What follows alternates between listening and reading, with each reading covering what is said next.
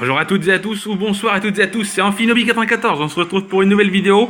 Alors aujourd'hui, on va pas faire de trailer ou quoi que ce soit, parce qu'il n'y a pas eu de trailer, mais on va tout simplement faire un bilan sur la 7ème génération, enfin surtout mon propre bilan, parce que je ne peux pas donner votre avis à vous, vu que je ne le connais pas.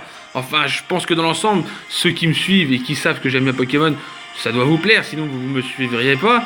Enfin bon, après, chacun voit comme il le veut.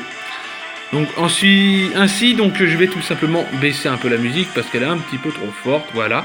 Et je vais tout simplement commencer par dire la 7ème génération, qu'est-ce que j'en ai passé du scénario. Le scénario était formidable, excusez-moi de dire ce mot-là, mais de tous les jeux Pokémon, c'est l'un des scénarios qui est vachement typiquement bien expliqué. Et en plus de ça, le fait que Lily et Gladio déjà d'une ne fassent plus partie de... Enfin, se soient enfuis avec les Pokémon de leur mère, d'Elzamina, pour tout simplement prendre leur propre vie. Enfin, moi, ça déjà, j'ai trouvé ça remarquable.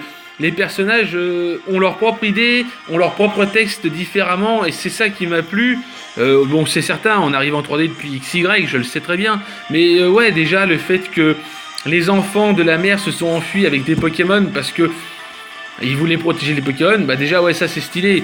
Je ne vais pas citer les Pokémon, je veux pas trop spoiler dans l'ensemble, mais scénaristiquement il n'y a pas à dire, le système est bien fait, bien groupé. Je trouve que la fonction des épreuves est encore plus remarquable que la fonction qu'on peut tout simplement avoir des arènes. Ça change totalement le jeu et c'est même encore mieux. On n'a pas à combattre des dresseurs pour affronter une arène. Là, on va justement combattre des Pokémon pour tout simplement obtenir des cristaux Z. Et franchement, il n'y a pas à dire, mais c'est merveilleux, c'est merveilleux. Le système des épreuves, ça m'a fait peur au début, je dis pas. Et franchement, mais quand j'ai vu comment c'était après, et je me suis dit, mais c'est parfait. C'est parfait, il n'y a pas à dire, enfin c'est parfait. Ça remplacera jamais les arènes, parce que les arènes resteront toujours dans mon cœur. Moi j'ai commencé en 3ème génération sur Pokémon Saphir, et j'ai toujours eu des arènes jusque XY, et c'est certain que j'ai joué aussi aux autres jeux derrière. Hein. J'ai joué à Ergol et Soul Silver, qui est un très bon jeu, qui est assez long, mais qui est vraiment un jeu parfait, enfin, pour moi, après, chacun, voilà, parce que c'est le remake de Or Argent Cristal, où on a tout simplement de grandes quêtes, hein, mais je ne veux pas spoil, mais dans Earth Gold Soul Silver, et c'est comme Or Argent Cristal, on a Kanto de Johto à faire, et voilà, il faut tout bâcler de fond en comble, et puis voilà. Enfin c'est bien, c'est que Kanto c'est la deuxième, parce que tu commences à Johto et tu finis par Kanto, voilà, en faisant les arènes, tout ça. Bon, on coupe ce sujet-là, on n'est pas là pour parler de Earth Gold Soul Silver, et ni de Or Argent, malgré que Or Argent est sorti sur 3DS, mais j'ai pas fait de vidéo parce que j'en trouvais pas la possibilité et j'étais plus à fond sur la 7G. Voilà, bon, sur ce, revenons à nos moutons et nous allons simplement revenir à cette jolie 7ème génération que j'apprécie particulièrement par rapport aux Pokémon qu'il y a eu. Mais c'est ce que les starters sont formidables. J'ai commencé sur Pokémon Lune en prenant tout simplement, j'ai tout simplement pris Brindibou. J'ai eu mon aventure avec Brindibou, mon équipe était une belle équipe, il n'y a pas à dire, hein. J'ai eu une équipe très bien, j'ai pris Brindibou, j'ai pris mon équipe finale si vous voulez, j'ai commencé par Brindibou et j'ai testé Brindibou, je trouvais Brindibou stylé, et en fin de compte, je pense que j'ai mis un peu la barre trop haute parce que Brindibou, c'est mon starter, celui que je préfère le moins en fait. C'est certain. J'ai kiffé Brindibou sur le moment, je l'ai joué, je l'ai eu dans l'aventure, il était bien, mais c'est l'un des Pokémon en fin de compte que, ouais, il était bien sur le moment. Voilà, je veux pas vous mentir, je préfère Fel-Inferno et Oratoria et Archiduc à la fin. Peut-être que mon choix est incrédule pour vous, mais chacun a son propre avis, et on va pas en faire une histoire là-dessus. Donc au niveau des starters, ouais, Fel-Inferno, Oratoria, Archiduc, je viens de le dire. Aux Pokémon, ils étaient vraiment fabuleux. Bazoukan aussi, un Pokémon que j'ai joué, que j'ai adoré. Il n'y a pas à dire, hein, j'ai surkiffé. J'ai surkiffé Bazoukan. J'ai testé ce Toucan et ne cesse que son move signature bec canon qui en plus fait chauffer son bec et si tu le touches, ça peut brûler. Stratégiquement, j'ai trouvé ça super. Les Loup-Garok, j'ai testé, donc j'étais plus fan du Loup-Garok du Loup-Garok forme Nocturne, excusez-moi.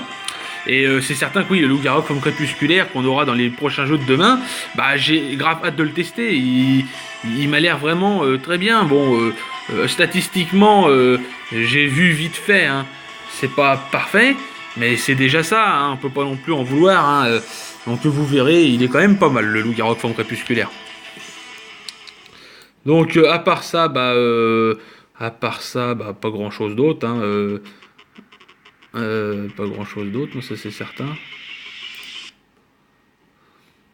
À part ça, ouais, la 7ème génération, oui, bah loup-garou que j'ai aimé, j'ai aussi aimé Trépassable, un Pokémon que j'apprécie particulièrement. Cabou aussi, j'ai bien aimé qui d'autre, c'était comment qu'elle s'appelait, Sinistrile, la petite l'encre, elle aussi je l'ai aimé. Il y a beaucoup de Pokémon que j'ai bien aimé comme ça, qui m'ont fait extrêmement plaisir. Bourrinos, alors je l'ai jamais testé vraiment, je l'ai eu à un moment donné en échange parce que j'ai fait un échange et tout. Et j'ai testé Bourrinos et franchement, bah voilà, il était pas mal. J'étais pas du tout fan de son type, ni de sa couleur, hein. C'est vrai qu'il était pas vraiment attirant, il avait un côté un peu marron, un petit peu un cheval boueux, et c'est le cas en fin de compte, c'est un cheval boueux, mais franchement, qu'est-ce qu'il est bon, il fait d'énormes dégâts, il est vraiment, franchement, il n'y a pas à dire. Bourrinos, j'apprécie particulièrement ce Pokémon, c'est vraiment un Pokémon que j'ai bien aimé, et que pourtant je connaissais pas, hein. Enfin, je le connaissais vite fait, quoi. C'est certain que je connaissais pas totalement tous les Pokémon et je les ai appris à les connaître petit à petit. Voilà. Les attaques Z, on va en parler. Qu'est-ce que... J'ai eu peur des attaques Z. Mais alors, en fin de compte... Mais j'étais super content, en fin de compte, des attaques Z. Il n'y a pas à dire. Je m'attendais à ce que ce soit comme en 5ème génération, comme les petits joyaux, là, vous voyez. Pour ceux qui ont joué à Noir 2, Blanc 2 ou Noir et Blanc, il y avait des joyaux, ou même dans les autres versions, mais ça a commencé dans Noir 2, Blanc 2.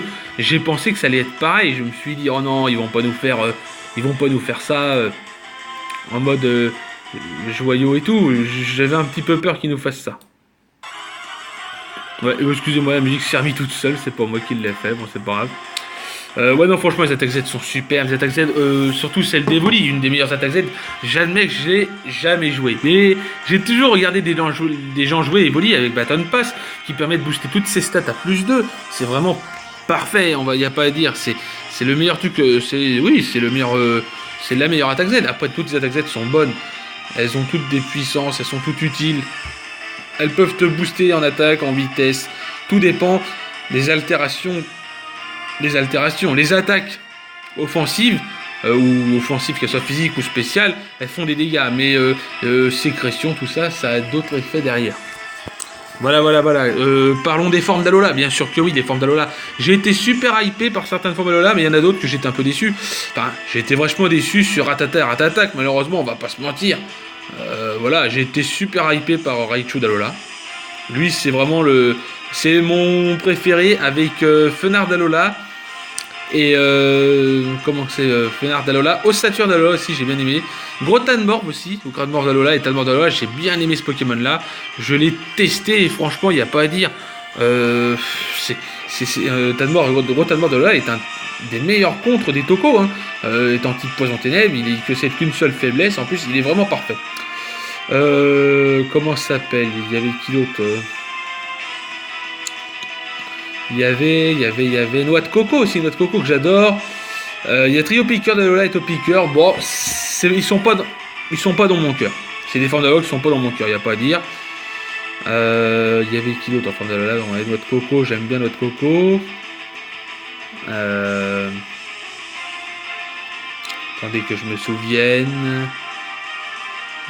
Donc on a Ossature, ouais, ça je l'ai dit. Lui, c'est un de mes coups de cœur de forme d'Alola. On avait qui d'autre? Bah c'est tout, hein, je crois. Ouais. Bon après les nouveaux Pokémon étaient stylés. Je repense Togedemaru.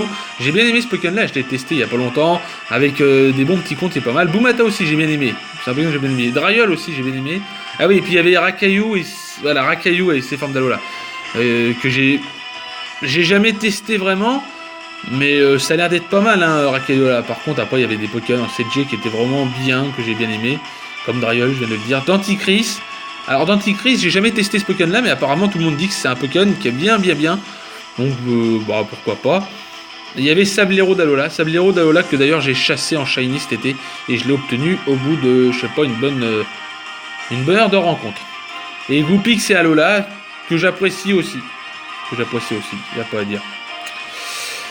Voilà, et Kaiser aussi fait partie des gros coups de cœur de mon équipe. D'ailleurs, je pense que dans l'Ultra Soleil et l'Ultra Lune, je le prendrai. Je l'ai déjà pris et je le reprendrai. Parce que j'ai bien aimé ce Pokémon-là, il avait vraiment un atout.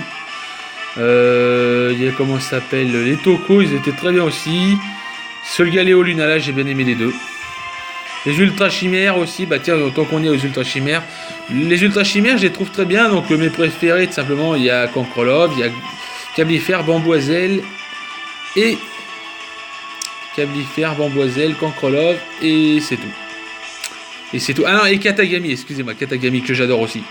Voilà, et dans l'ensemble, c'est les Ultra Chimères que j'apprécie particulièrement. Par contre, au niveau de la quête des jeux, pour les Ultra Chimères, j'étais vachement déçu, parce que c'est comme si Belladonnis, à chaque fois, nous donnait une liste de courses. En limite, c'est un peu ça. Donc voilà, franchement, les Ultra Chimères, il n'y a pas à dire, j'ai été vachement déçu parce que je m'attendais tellement à un meilleur scénario, mais peut-être qu'on l'aura dans Ultra Soleil et Ultra Lune. Ça se trouve, le scénario que je m'attends, il sera dans Ultra Soleil et Ultra Lune. Hein. Parce que je m'attendais tellement à... Je sais pas, à ce que les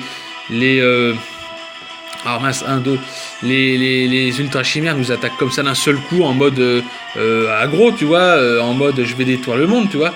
Et en fin de compte, non, pas spécialement. Enfin bon, après, j'admets que le scénario de base était déjà bien intégré, mais c'est vrai que aller chercher les Ultra Chimères comme ça, en mode un petit peu, je vais faire ma liste de courses, et voilà, tu vas chercher le 8 en capture temps.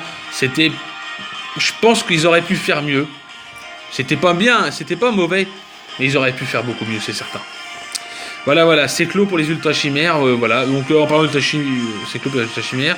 On va reparler vite fait de Solgaleo, Lunala ainsi que Necrozma. Donc Solgaleo, Lunala, hop, on les voit juste ici. Avec Necrozma, Solgaleo, j'ai super bien aimé ce Pokémon-là. Il possède un double type que j'apprécie particulièrement. Il n'y a pas à dire.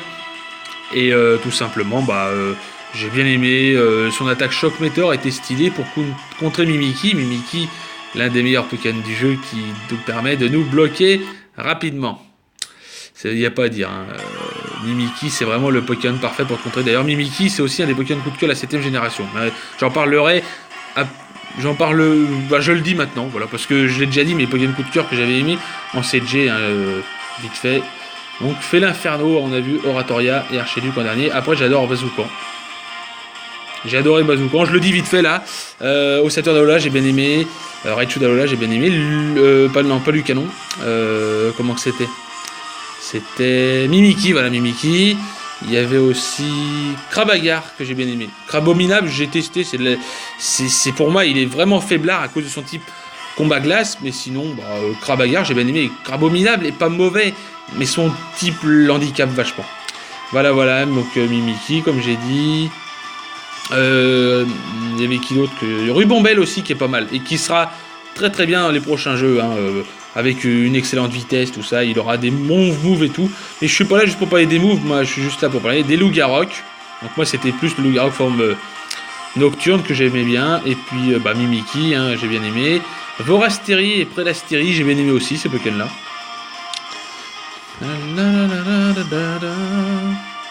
Il y avait qui d'autre que j'ai bien aimé? Malamandre aussi, j'ai testé Malamandre, mais Malamandre, ouais c'est bien, mais le truc qui m'a déçu, c'est que Malamandre, il n'y a que les femelles qui évoluent, pourquoi pas les mâles? Alors bon, après c'est comme ça, c'est tout, faut pas chercher à comprendre. Chelours, alors lui, Chelours, il fait aussi partie des personnes que j'apprécie particulièrement. Je sais qu'il y en a beaucoup que j'apprécie particulièrement, mais voilà.